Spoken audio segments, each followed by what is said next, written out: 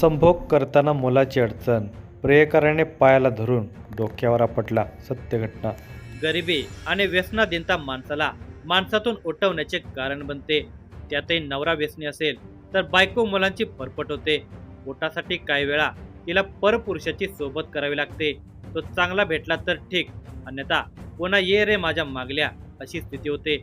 नशिबातील फरफट काही संपत नाही.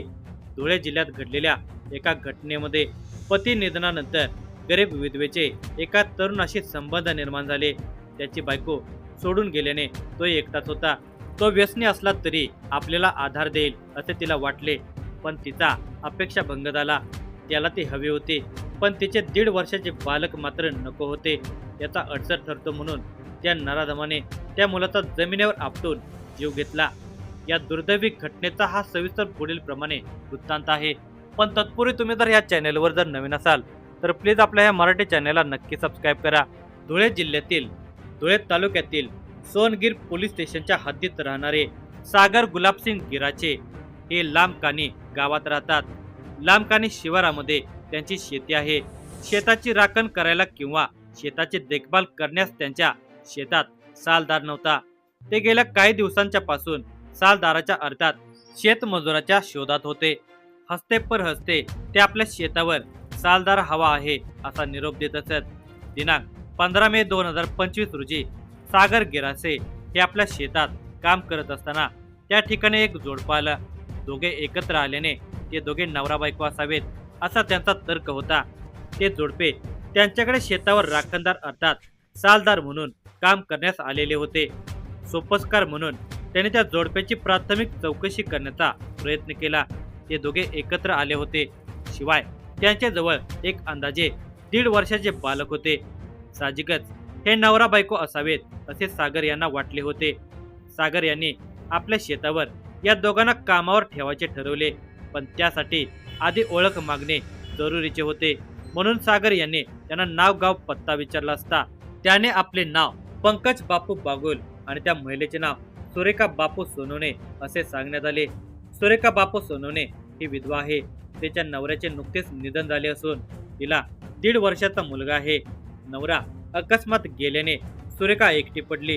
तिच्यावर मुलाची जबाबदारी होती. इकडे पंकजला दारूचे व्यसन असल्याने त्याची बायको त्याला सोडून गेली होती. तो एकटाच होता. त्याच दरम्यान त्याची सुरेखाशी ओळख झाली होती. दोघांना एकमेकाच्या आधाराची गरज होती.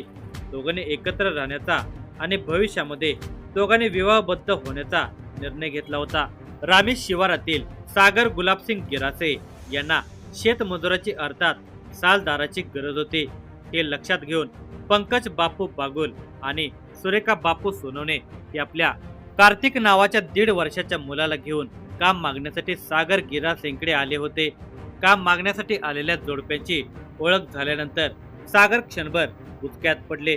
व्यसनाधीन माणसावर भरोसा कसा ठेवणार, पण त्यांना मजुरांची गरज होती. जबाबदारी टाकून बघू, जर विश्वास वाटला तर कायम करू, नाहीतर काढून टाकू असा विचार करून सागर यांनी पंकज बागुल आणि सुरेखा सोनवणे यांना आपल्या शेतातील शेडमध्ये राहण्याची व्यवस्था केली आणि कामाला जुंपून दिले. दिनांक 15 मे 2025 रोजी पंकज आणि सुरेखाने शेतात काम केले. रात्री जागल्याची भूमिका साकारली. दुसऱ्या दिवशी दिनांक 16 मे 2025 रोजी दिवसभर दोघांनी शेतात काम केले. त्यांच्या कामाने सागर समाधानी होते. दिवसभर शेतात थांबून सागर सायंकाळी घरी गेले. रात्री पंकज आपल्या सवयीनुसार दारू प्याला. तोपर्यंत सुरेखाने स्वयंपाक करून ठेवला होता. पंकज घरी येताच त्याला भूक लागल्याने त्याने सुरेखाला वाढायला सांगितले. त्यावेळी सुरेखा त्याच्या 1.5 वर्षाच्या कार्तिकला भरवत होती. कार्तिकचं जेवण होईपर्यंत पंकजला धीर नव्हता. माझ्यापेक्षा तुला कार्तिकची अधिक काळजी असे म्हणत पंकजने सुरेखाला घाणेरडी शिवी दिली. याचा राग सुरेखाला आला. तिने सागरला फटकारत शिवी दिली. दोघांचं कडाक्याचं भांडण झालं. कार्तिक हा या भांडणाचं कारण ठरला. म्हणून दारूच्या नशेतील पंकजने निरागस कार्तिकचे पाय धरून त्याला जमिनीवर आपटले.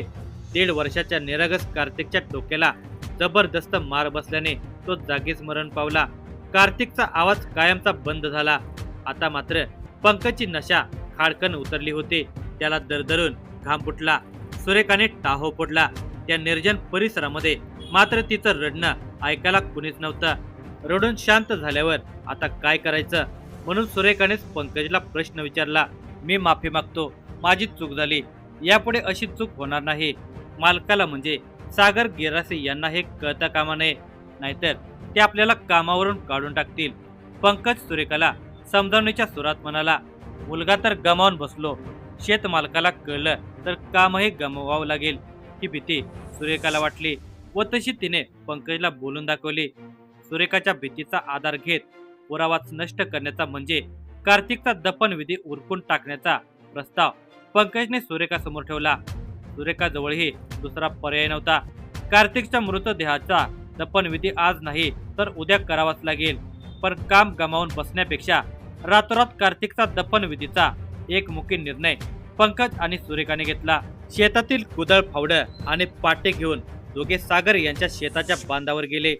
बांधाच्या कडेला त्यांनी दोघांनी भला मोठा खड्डा खणला आणि त्या खड्ड्यामध्ये कार्तिकचा मृतदेह ठेवून वरून माती लोटून दिली. दुसऱ्या दिवशी म्हणजे दिनांक 17 मे 2025 रोजी न्याहारी करून पंकज आणि सुरेखा शेतात कामाला लागले. सागर शेतात आले तेव्हा पंकज आणि सुरेखा काम करत असल्याचं पाहून त्यांना बरे वाटले. दिवसभर ते शेतात थांबले आणि सायंकाळी घरी परतले. दिनांक 18 मे 2025 रोजी सकाळी सागर शेतावर गेले. दिवसभर पंकज आणि सुरेखा सोबत काम केल्यानंतर घरी जाताना त्यांना कार्तिकची आठवण आली. गेल्या 2 दिवसांपासून कार्तिक दिसला नाही असा प्रश्न सागर यांनी पंकज बागोल याला विचारला. तेव्हा पंकजने दिलेलं उत्तर सागर यांना गोलमाल वाटले, म्हणून सागर यांनी सुरेखाला ती एकटी असताना कार्तिक बाबत विचारले तर तिने दिलेले उत्तरही सागरला पटले नव्हते. दिनांक 28 मे 2025 रोजी सागर आपल्या शेताभोवती बांधावरून फेरफटका मारत असताना त्यांच्या शेताच्या एका बांधाला लागून मातीचा ढिगारा दिसला. तेव्हा त्यांना शंका आली. सागर गिरासे यांनी या मातीच्या ढिगाऱ्याबाबत सुरेखा पंकजला विचारले असता तेव्हा ते म्हणाले, आम्ही कामाला लागल्यापासून तो मातीचा ढिगारा आहे. हे उत्तर सागर यांना पटले नाही, कारण दर 15 दिवसांनी संपूर्ण शेताला फेरफटका मारण्याची सवय सागर यांना होती. पंकज आणि सुरेखा हे दोघे दिनांक 15 मे 2025 रोजी सागर यांच्या शेतात कामाला रुजू झाले होते. त्या दिवसा अगोदर म्हणजे दिनांक 14 मे 2025 रोजी सागर यांनी आपल्या शेतावर चहूबाजूने फेरफटका मारलेला होता. यावेळी हा मातीचा ढिगारा त्यांना दिसला नव्हता. त्या दिवशी सागर संध्याकाळी घरी गेले, पण त्यांच्या डोक्यातून मातीच्या ढिगाऱ्याचा विषय काही जातच नव्हता. दिनांक 30 मे 2025 रोजी सकाळी घर सोडल्यानंतर सागर यांनी सोनगीर पोलीस स्टेशनचे सहाय्यक पोलीस निरीक्षक सचिन कापडनीस यांच्याशी फोनवरून संपर्क साधून आपल्या मनातील शंका त्यांना बोलून दाखवली. तेव्हा सहाय्यक पोलीस निरीक्षक सचिन कापडनीस हे आपले सहकारी उपनिरीक्षक संदीप ठाकरे, हेड कॉन्स्टेबल प्रदीप धिवर, रोहन वाघ, संदीप सूर्यवंशी, राजेंद्र सोनवणे यांना सोबत घेऊन सागर गिरासे यांच्या शेतावर पोहोचले. सागर गिरासे यांच्याकडून प्राथमिक माहिती घेतल्यानंतर सचिन कापडनीस यांनी पंकज बागुल आणि सुरेखा सोनवणे यांच्याकडे विचारपूस केली. त्यावेळीही त्यांनी आम्हाला त्या मातेच्या ढिगाऱ्याबाबत काहीच माहिती नसल्याचे त्यांनी सांगितले होते. पण सागर गिरासे यांनी व्यक्त केलेली शंकेचे निरसन करण्यासाठी सहाय्यक पोलीस निरीक्षक सचिन कापडनीस यांनी त्या मातेच्या ढिगाऱ्याची पाहणी करायचे ठरवले. त्यांनी कायद्याच्या चौकटीत पंचनामा करण्याच्या हेतूने नायब तहसीलदार आणि संबंधित वैद्यकीय अधिकारी आणि सक्षम पंच यांच्या उपस्थितीमध्ये सदर मातेच्या ढिगाऱ्याची माती उपसून वस्तुस्थिती जाणून घेण्याचा प्रयत्न केला. गावातील मजुराकरवी त्या ढिगाऱ्याची माती बाजूला करून खड्डा खोदत असताना पोलीस आणि इतरांची नजर चुकवून पंकज बागुल याने तेथून पळ काढण्याचा प्रयत्न केला. पण चाणाक्ष पोलिसांमुळे पंकजला पळून जाणे साध्य झाले नाही. त्याच्या पळून जाण्याच्या प्रयत्नाने सागर गिरासे आणि सहाय्यक पोलीस निरीक्षक सचिन कापडनीस यांची शंका बळावली. दरम्यान तो खड्डा पूर्ण खोदून काढला असता त्यामध्ये कुजलेल्या अवस्थेमध्ये लहान बालकाचा मृतदेह आढळून आला. तो मृतदेह कार्तिकचा असल्याची कबुली पंकज बागुल आणि सुरेखा सोनवणे यांनी दिली. पंकज बागुल आणि सुरेखा सोनवणे यांचा कबुली जबाब शब्दबद्ध झाल्यानंतर सहाय्यक पोलीस निरीक्षक सचिन कापडनीस यांच्या मार्गदर्शनानुसार सोनगीर पोलीस स्टेशनच्या कर्मचाऱ्यांनी कार्तिकच्या मृतदेहाचा आणि घटनास्थळाचा पंचनामा केला. सचिन कापडनीस यांनी निष्पाप कार्तिकचा तो मृतदेह पोस्टमॉर्टमसाठी शासकीय जिल्हा रुग्णालयात पाठवला आणि शेतमालक सागर गेरासे यांच्या फिर्यादीवरून पंकज बागुल आणि सुरेखा सोनवणे यांच्या विरोधात निष्पाप कार्तिकचा खून केल्याचा गुन्हा दाखल करून त्या दोघांना गजाआड केले.